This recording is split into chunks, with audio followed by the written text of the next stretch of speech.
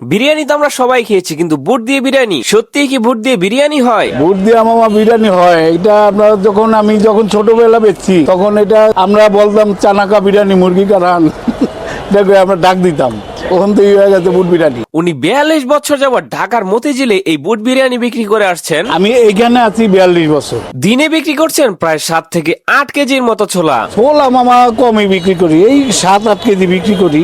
শুধু ঢাকা না, ওনার এই ছোলা বিরিয়ানি খাওয়ার জন্য ঢাকার বাহির থেকেও লোকজন ছুটে আসে। বলে যে মামা অনেক দূরে থেকে আসছি। একজন লোক আইছে এদিনকার খুলনার থেকে, আপনার বুট খেতে আমি খুলনার থেকে আইছি। বুট 30 টাকা, ডিম 30 টাকা, 60 টাকা, আর মুরগি হইলো আপনার 110 টাকা, তাহলে 170 টাকা প্যাকেজ।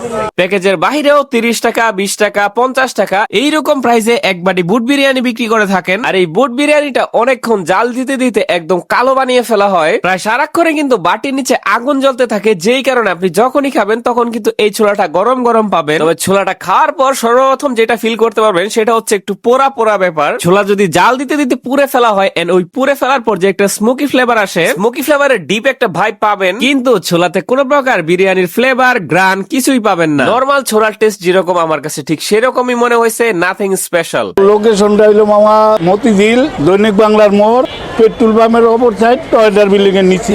এই ছোলা বিরিয়ানিটা আপনারা খেয়ে থাকলে আপনাদের কাছে কেমন লাগে সেটা কিন্তু জানাতে অবশ্যই ভুলবেন না। আর ভিডিওটা শেষ পর্যন্ত দেখে থাকলে অবশ্যই আমার পেজটা ফলো করে রাখবেন। আর পরবর্তী ভিডিও আসার আগ পর্যন্ত সকলেই ভালো থাকবেন, সুস্থ থাকবেন। আল্লাহ হাফেজ, আসসালামু আলাইকুম।